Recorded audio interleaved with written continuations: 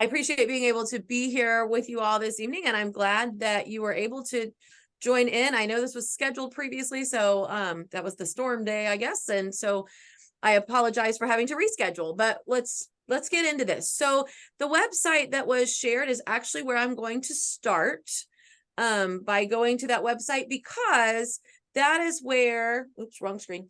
That is where the majority of the information I'm going to share is housed as well. So we've tried to make this website very informative, very user-friendly, really getting you the information that you need. So I'm going to start here. I am going to start with a little bit of a caveat that the application is temporarily down. We had to make a tweak to that. And so unfortunately, it's not open right this second. It should be open again, hopefully by the end of the day tomorrow is my goal. So there is a little window of time that you can't do your application, but that will not hinder us from tonight and talking about it. So just to know that. So I'm going to start down the page here with this parent presentation. I think if I go through the majority of this with you, this will answer a lot of the questions that you have about the magnet process. I'm going to focus on the middle school pieces. I'm going to skip through the elementary and the high school for the purposes of this meeting. But the information is there if you have students who are also maybe going into high school and you want to know about some high school programs. So the information is there as well. So I'm going to start here, and it is available for you, like I said, on that website. That's exactly where I went to link into it. So there's two different types of magnet programs. There's magnet programs that offer the specialized curriculum to students outside of the normal attendance boundaries. And then there's also what are considered magnet schools. All of our magnet programs at the middle school level are those magnet programs that offer the specialized curriculum to students that apply and are accepted into that. So this is just the Department of Education's definition of magnet programs. And we really are trying to incorporate those special curriculums for different social, economic, ethnic, racial backgrounds, really providing that curriculum to that cohort of students accepted into that program for 6th grade, continuing to 7th and 8th for these middle school programs. Again, I'm going to skip through the slides that don't have to do with middle school. So we do have 4 academic programs in our middle school magnet programs. One thing, it's on our website. I saw it on your advocacy flyer as well. There are 2 other middle school programs that are not considered district magnets. And I'm not going to speak to those because I'm here to talk about the district magnets. So that would be the Westwood Cambridge and the Fort Clark Reach program. So those are ones that are handled for their zone students, the application through those schools. Outside of this process that we're talking about, which are the district magnet programs. So we're going to talk about these 4 programs. The Academy of Technology and Advanced Studies at Bishop, the Lyceum program, Center for Advanced Studies at Lincoln, the Biomedical Mustangs at Mabane, and the Center for Advanced Academics and Technology at Oakview. What I do want to say, and I'm going to go out of my presentation for a moment to show you this, is on the website where we were just a moment ago, there are links to each of these programs. So you can click directly on that link and it will take you to that school's magnet page to give you more information about that specific program.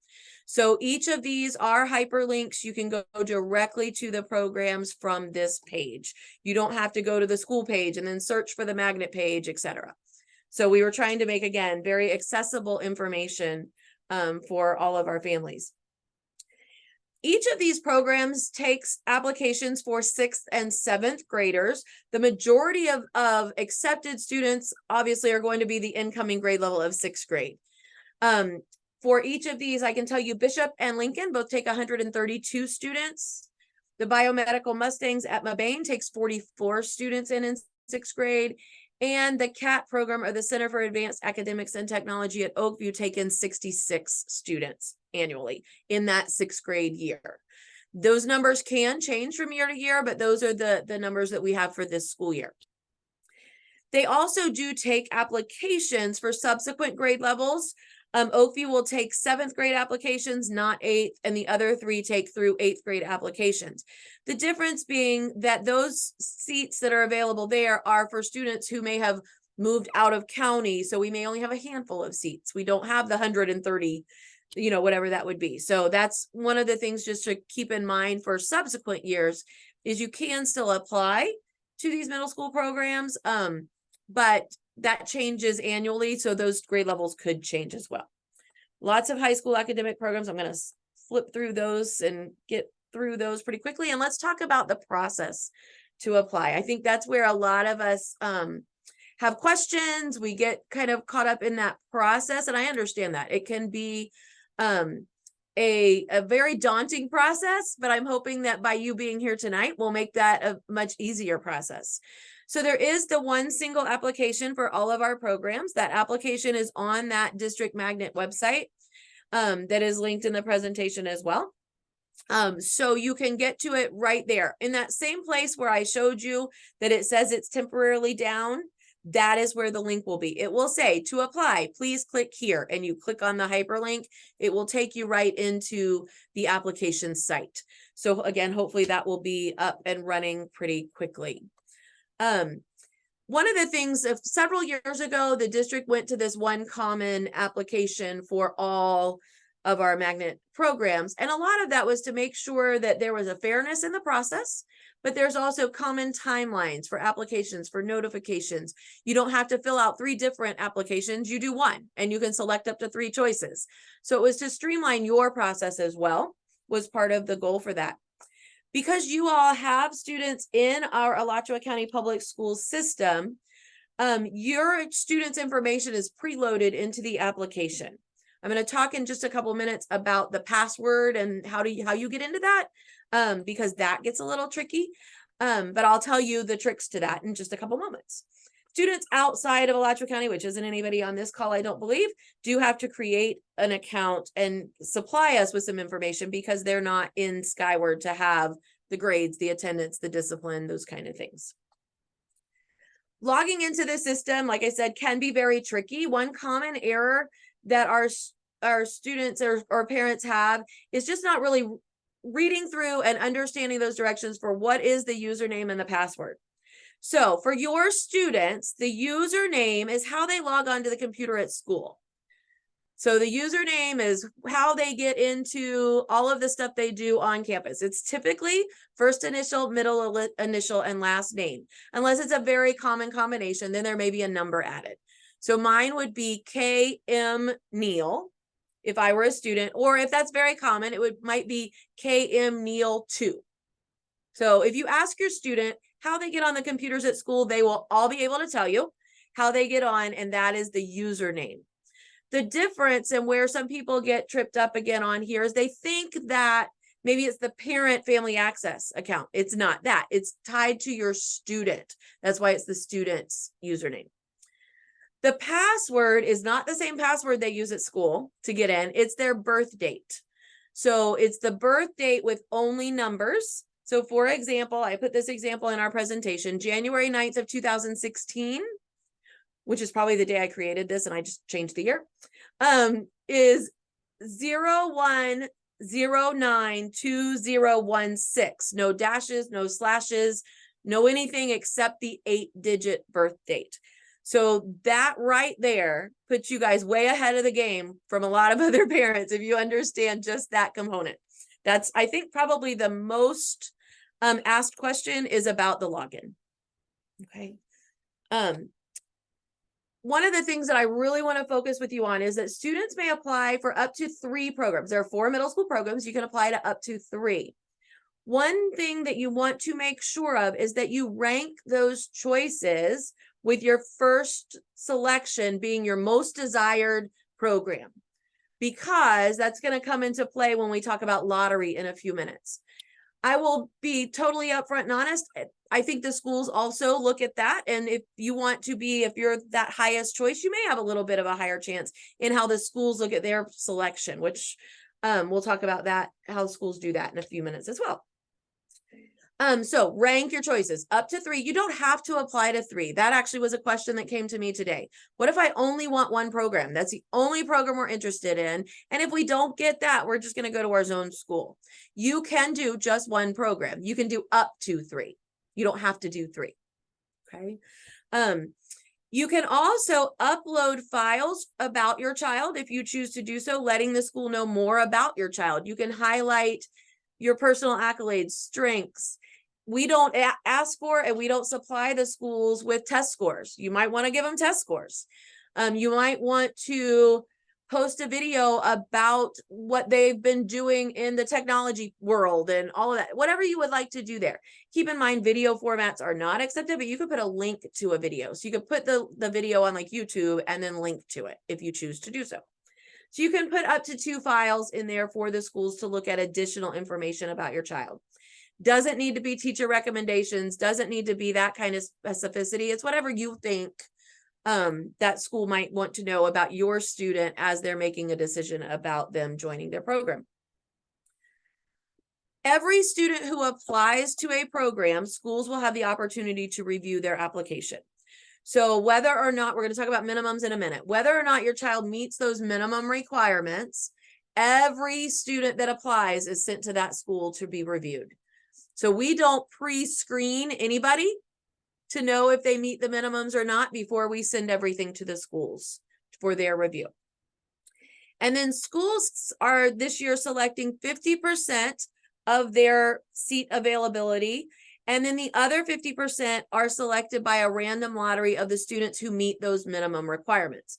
Schools, again, can select from anybody that applied. The lottery is done by a computer algorithm, so it is locked into those minimum requirements, which I will show you in just a couple minutes. You do not have to fill out separate applications to be considered by the school and considered by the lottery. It is one application and you're considered in both realms. Okay. Those minimum requirements, there's a handout on the website as well that links to this. In this presentation, I tried to kind of shorten that a little bit. There is an attendance requirement, so no more than 10 unexcused absences. Discipline requirements are no major referrals and no more than 4 out of school suspension days with this first semester and the prior school year is what it's looking at. So it's looking for your students, it's looking at all of 4th grade and the first half of 5th grade. For middle school entry, it's also looking for a GPA or a grade point average of 2.5. That is not calculated within Skyward for elementary schools that you all see. What we use for that is the first quarter and the second quarter grades from 5th grade. And we do that background work to get that GPA. So that is based solely on grades from this school year. It doesn't go back and look at 4th and 3rd grade or any of that. It's solely based on the 5th grade first 2 quarters. And those grades are actually due by teachers tonight. So you'll know those quarter 2 grades pretty soon. So know that that is not something that you can actually see in Skyward. It's calculated in the back end, and it's figured on that 4-point scale that we all had in high school. Okay. The selection process, I already talked a little bit about this, but I want to go into a little bit more depth as to how that lottery side of it works. So again, schools will review all on-time applicants that applied. We don't pre-screen anybody around that. Schools select their 50% of their open seats, the other 50% by that random lottery of students who meet the minimums. The lottery runs in the order of your preference. That's why ranking those 3 choices, if you do 3 choices, that's why that's so important, because the lottery is going to run first choice first and select from the first choice. Then it's going to go to second choice, then third. So the way that the lottery runs, you have a higher chance in that first choice because it runs first choice first. If this is the 4th bullet, and this is what I'm going to try to explain, and it does get a little confusing, and I'm going to give you some visuals here. So if a student applies for all 3 choices and they are selected by the school and or the lottery, or by the school, sorry, for a lower ranked choice, maybe they got selected for their 3rd choice by the school, they will still run in the lottery for those higher ranked choices, choices 2 and 1. So they would still run in the lottery for those. If a student was selected for their 2nd choice, they would still run in the lottery for their higher choice, their first choice, but not for their 3rd choice because they already got a higher ranked program. So it depends on the school selection process, all of those things, and then how the lottery runs as to how that works. So if no schools select, and the student gets selected by the first for the first choice in the lottery run, they won't run in the lottery for the second and third because they got that highest ranked choice. So I hope that's clear. If not, we can talk a little bit more about that in the question time at the end. But that's where those rankings are so important. I want to make sure you understand those. Student acceptance emails will be sent for all programs that were applied. And I guess I shouldn't say student acceptance, student notification, student outcome emails will be sent for all programs that student has applied for. You may get an offer for one program, a wait list for another, those kind of things. So you'll get a separate email for each program. So make sure you look through those carefully. And there will be directions in that. We explain all of those in the email. So it will say, if you're offered a seat, please make sure you log back into the system and accept that seat by X date. That'll be in the offer email. If you are waitlisted, there's nothing to do at this time. Please just hold, and as seats are offered, we'll work down the wait list. So that will all be described in that email. Ineligibility means you just didn't meet one or more of those requirements of attendance, discipline, or GPA. So when you get that email, read that carefully, and that will give you a lot of that information. We'll also help you understand that if you need assistance with that. The following acceptance into a program, I realize I'm not on my slideshow, so my screens aren't very big for you. I'm so sorry. I should have changed that sooner.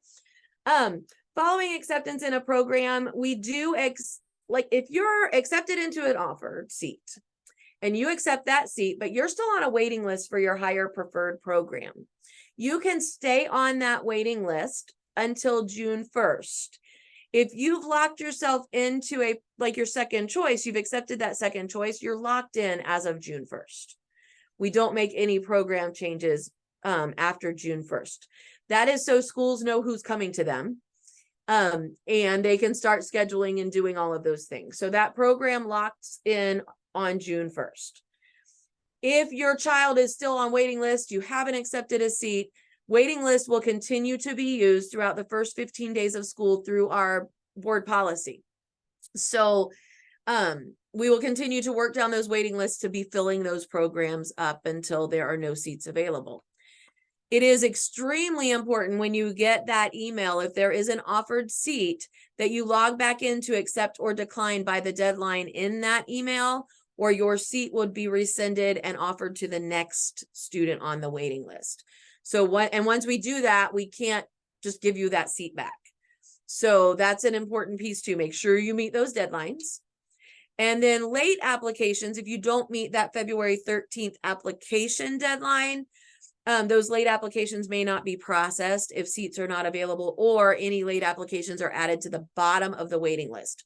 So late applicants would never get a seat offer before on-time applicants. Okay.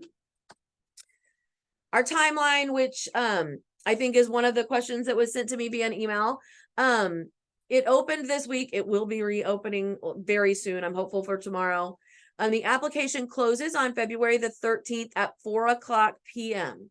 So at 4:00, the system shuts down. If you are submitting after 4, yours either may not totally, like if it's open and we shut down at 4, it may not totally save, and or it's still considered late if it's after 4:00. So that's an important piece. Notification emails will be sent out on or before March 25th is our goal timeline. We're going to give about a week, 1 week from that notification for you. Again, that date will be in the email. So make sure you look for that. We talked already about the program placement being locked in on June 1st and the rolling admission from the waiting list throughout the summer. Transportation, I know, is a hot topic for some families right now. The district is still providing transportation for our magnet programs. They just revised all of the hub stops. This slide looks different because this is copied directly from the magnet or the transportation website. So this is transportation words right here. So they did just do a big change of this this past week, actually on Tuesday. They're still making, I believe, some edits and some updates in how they're doing that. But our magnet programs use what they're calling hub stops. And typically those hub stops are at another school. So you as maybe you live in the Parker area, your hub stop might be Parker, but your hub stop might be another school that is very close or close enough around you according to transportation. So you might have a Littlewood hub stop. I don't know. I try to stay out of that part, to be very honest. So the hub stops is how our magnet programs work. If you have questions about magnet transportation, we would direct you to the transportation department, because we don't control that part of it.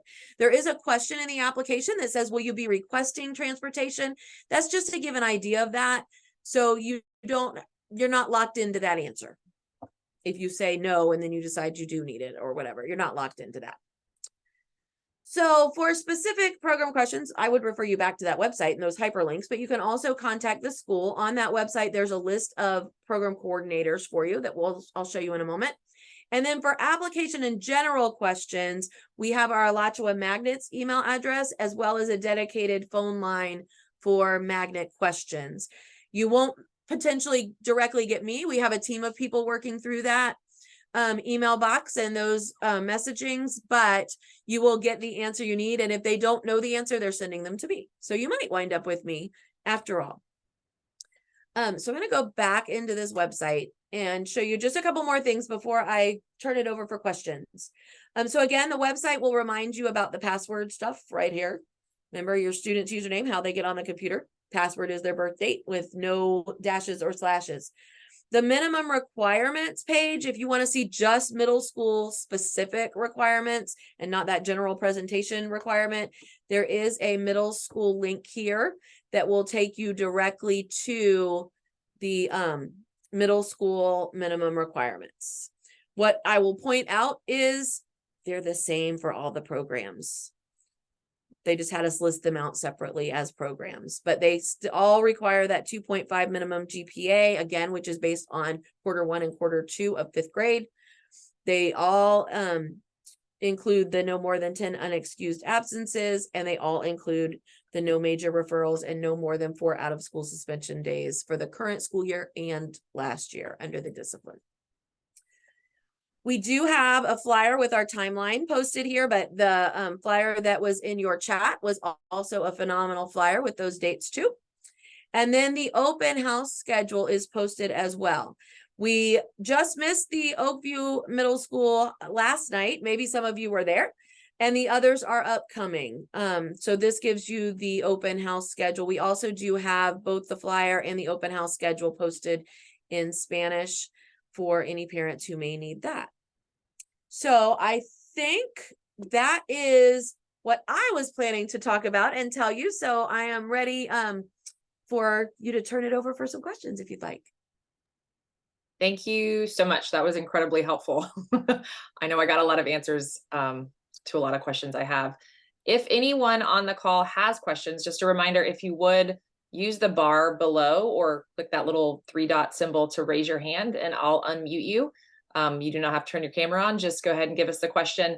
I will start while you all think about any questions you have. One that I had was, if a student accepts for instance, I'm zoned for Westwood where we live. If my son were to choose to go to Howard Bishop into their program, and let's say, I don't know, December comes around and he says, you know what, this isn't for me. I'm struggling pretty hard and I'm not enjoying this. If he were to get out of that program, is that an option? And then would he be required to come back to his zone school at Westwood? What does that look like? Or does that happen? So yeah, it does happen. It happens frequently, to be honest, not, for all different reasons, lots of different reasons. So a student is always welcome to return to their zone school. So, I mean, that is your zone school. So the district cannot say, no, you have to stay in that program because you accepted that seat. We would not do that. So a student can always return to the zone school. Another thing that sometimes happens with that is they might decide they want to stick out that year and then in 7th grade apply for a different program. That also happens. So there are some, there are definitely options for that. No, you're not locked in for that 3 years if it's not working for you. Okay. And there's no opportunity for them to stay at Howard Bishop in this example, but not in the magnet program. They would need to come out and go back to their zone school. Just to be clear. the students or families could apply for a zoning exemption to Okay. stay at said school. That would be dependent upon getting that approval through the Office of Student Assignment or the zoning office. Got it. Same office, two different titles. Got it. Got it. Okay. And then if just understanding the GPA requirements, which is new to elementary school, and the fact that we haven't seen our Q2 grades yet, would you recommend families, if you're not sure, to go ahead and apply, since that's going to be figured out by the schools on the back end? We don't have access anyway. So when in doubt, apply would be the message. I'm going to recommend, if you are interested in a program, apply, whether you think they're going to meet those minimums or not. Because again, schools see everybody. Schools can select from anyone that applies. So there might be a student with a 2.3 once it's all calculated out, right? But they have all of the other things in place, and they've attached those couple of documents, and the school's like, we really want this student. They can accept them. The lottery will deem them ineligible because of that GPA, but a school could still accept. So Okay. I would always err on the side of applying if you are interested, because you never know. Okay. I think those are my notes that I had regarding it. Does anyone else have any questions for Miss Neal while we have the expert on the phone on the line? I will say I learned a lot. I didn't realize that the part about if you get accepted to your third choice that you're still in the lottery consideration for your first and second. So that's pretty big. Mm-hmm. That means those rankings are so important for that reason. So if your heart is set on one, make sure you put that first. You know, if you're kind of wavering between, you can hold as long as you meet the timeline. I'm going to say too, one thing that I probably should have said, the early bird doesn't get the worm in this case. So we don't even start to look at applications until the application window closes. So you don't have to apply early to make sure you get it in and to get considered first. It doesn't work that way. So we don't send the list to the schools. We don't do anything with those until the application window closes. So take the time, learn what you need to learn about the programs, make those educated decisions on those rankings, and then complete your application. There is no rush to get it in this week or early next week. You have until 4 o'clock on February 13th. So take the time, learn about the programs, attend the open houses, seek out their websites, talk to people that you know that may go to those schools, and really make that educated decision on that application. That's very good information, because when I learned of that, I was like, whew, because I got a little panic that I wasn't on top of my game on Tuesday. Right.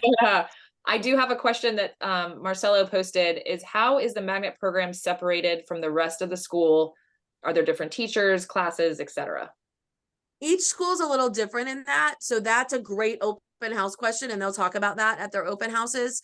Some have very specific classes that are magnet courses. They might be an elective, they might be a core, while others are much more separated, and most of the classes run that way. And then they might be in with the whole school in elective times. So each of the programs is a little bit different that way in what they offer for those students. So I think that's something that I would talk to each school about for how their course sequence and their grouping of students would work. Excellent. Any other questions for Miss Neal? You guys took my Miss Neal, you clearly just nailed it with your presentation. You got it all covered. Well, that's fantastic. I appreciate that. You had emailed me a couple of things, so I want to make sure we've addressed those things from the email as well. So I'm kind of looking at that as I am chatting now. So average class sizes are within the state class size limits for core courses. So at the middle school level, those are 1 teacher to 22 students. Schools have to meet those class size minimums. That's in state statute, all of that sort of thing. So there's not necessarily larger or smaller classes depending on the magnet. it's really based on the core courses that have to meet class size versus elective classes that can be a bit larger. So it's dependent on the state law with class size. Magnets do not have a specific difference in their class size. Another one was, will students stay together for all their classes? Again, that's dependent upon each of the schools, like we talked about a couple of moments ago. I don't think they're together for every class in any of our middle schools. I think electives are different, you know, those kind of things. So I think it is a little bit different, again, by school. The day-to-day schedule of magnet students and how that differs from non-magnet programs is dependent upon the program. So at the schools that have more of a technology focus, instead of a certain elective, they may have a technology elective. Their core coursework may be an advanced math or an advanced language arts, but they still have the core subjects of language arts, math, science, and social studies and civics. So the core stays the same. Sometimes the electives change, but sometimes the actual core course may be that advanced course for the magnet program. So again, those are dependent upon each of the programs. So hopefully that one makes sense. Another one was the effect, if any, on transitioning to high school programs. I can't say there's a direct correlation to that because you still have to apply for high school. So you have to go through that process again for high school. I do know that there are community thoughts and things where some are going, well, if you go to this program, that's a direct link to that high school. Not necessarily true. So, you know, just to put that out there, you still have to apply, you still have to be accepted. There is no guaranteed progression if you're in a middle school magnet to get to a high school. The degree of rigor is, there is academic rigor in those programs. We talked about how some might have advanced coursework, that kind of thing. We talked about leaving a program and returning to his own school. So I think I answered all of these. Thank you. You're welcome. Perfect. I try to be prepared. If you haven't met me yet, I do try to be prepared. Well, I would say you nailed it. Very prepared. Thank you. Okay. Well, if nobody has any questions, last call. All right. I'm going to call it. I want to thank Miss Neal so very much. I know that it's almost like a tax accountant's tax season for you right now. You are in the thick of applications and open houses. I will say, just to put it on everyone's radar, we have a couple, well, 3 more open houses coming up. We've got the biomedical on the 22nd. The next day is the advancement for tech and advanced studies on the 23rd, and then Lyceum program on the 30th. So a lot going on towards the end of the month. I will pass it to Miss Delaney if she wants to say anything in closing, but I want to thank every single person on this call for joining us. I hope it was informational. I know that middle school is a scary time. You know, I've got 2 kids that we went through this same thing, visiting different open houses and trying to make a decision.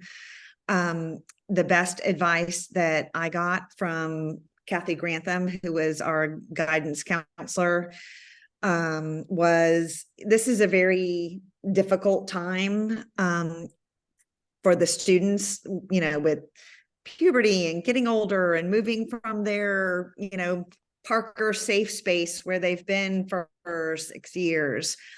And her advice to me was, let them choose. You know, it would have been much more convenient if my daughter had chosen the middle school that was closest to either our house or my work, but she did not. And there are so many things that you are going to battle about in middle school with your children, that where they go to middle school, you know, just doesn't need to be one of them. So she knew what was right for her, and we ended up being very happy with the choice. So good luck to everybody. It's scary, but it's also exciting. So excellent advice. All right. Well, just so you all know, since you're on the call, I will be sending you a survey tomorrow via email. I have all of your emails, just to give me some feedback, or not me, the PTA, some feedback, which we will share with the district as well on if this was helpful, if we should do it again next year for our upcoming 3rd and 4th grade families. So Everyone have a fantastic night. Thank you so much for joining us, and good luck in the process.